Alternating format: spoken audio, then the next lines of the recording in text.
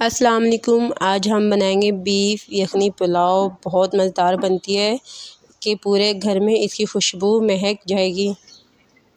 पेट तो फुल हो जाएगा लेकिन नीयत नहीं भरेगी, इतनी मज़े की बनती है। चलें पे शुरू करते हैं। बिस्मिल्लाह। यहाँ पे मैंने 1 किलो लिया है गोश्त, 7 लौंग, 10 गोल मिर्चें, 2 तेज़पात, जायफल आधा, जावित्री 2 टुकड़े, बड़ी इलायची, छोटी इलायची, तमाम खड़े मसाले इसमें ऐड कर दीजिए और 3 टेबलस्पून सौंफ, 3 टेबलस्पून दानेदार धनिया, ये भी आप डाल दीजिए।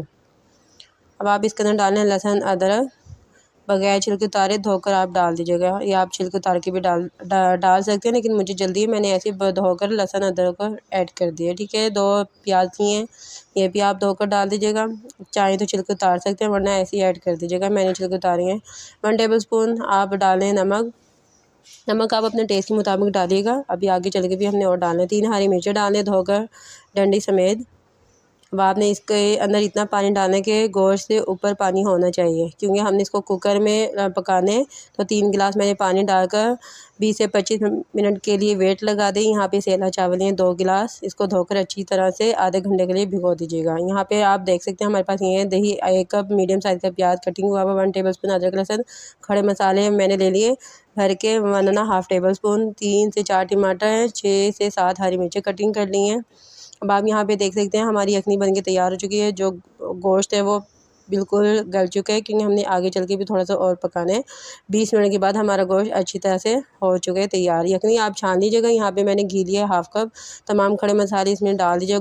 जब आप मसाले एक मिनट भूनेंगे, खुशबू आने लग जाए, तो फिर आप मीडियम साइज़ का प्याज कटिंग करके डाल दीजिएगा। प्याज़ों को आपने फ्राई करना है, इतना फ्राई करना है कि सोते हो जाए। अगर आप ज़्यादा डार्क पुलाव चाहते हैं तो फिर आप प्याज़ों को कलर दे सकते हैं, लेकिन मैंने यहाँ पे वाइट यखनी पुलाव तैयार करनी है, तो इसको मैं ज़्यादा ब्राउन नहीं करूँगी, बस सोते करूँगी। 1 टेबलस्पून अदरक लहसुन का पेस्ट डाल के इसको हम भूनेंगे, ताकि जो लहसुन अदरक का कच्चापन है वो दूर हो जाए। 1 से 2 मिनट। फिर आप इसके अंदर गोश्त डाल दें। यखनी को मैंने छान लिया था और गोश्त को मैंने अलग कर लिया है। इसके अंदर थोड़ी सी हड्डियाँ भी हैं, क्योंकि ज़्यादातर पुलाव हड्डियाँ जो होती हैं यखनी वही मज़ेदार पुलाव बनती है। उसका जो जूस निकलता है, रस, और वो ताकतवर भी होते हैं। यहाँ पे मैंने टमाटर डाल दिए, हरी मिर्चें डाल दी, डालकर आपने 1 से 2 मिनट फ्राई करना है गोश्त को टमाटर और हरी मिर्चों के साथ। फिर आप इसके अंदर 1 कप आप डाल दें दही। 1 कप दही डालने के बाद फिर आप इसको भुनाई करें 1 से 2 मिनट, और 1 टेबलस्पून काली मिर्चों का पाउडर डाल दें। फिर आपने इसके अंदर डालने चावल, जो कि हमने धोकर आधा घंटा भिगो के रखे हुए थे। तमाम चावल आप इसमें ऐड कर दीजिएगा। कौन सी कंट्री से आप मेरी वीडियो वॉच कर रही हैं, कमेंट्स में बताया करें, बहुत ज़्यादा खुशी होती है। अच्छा, अब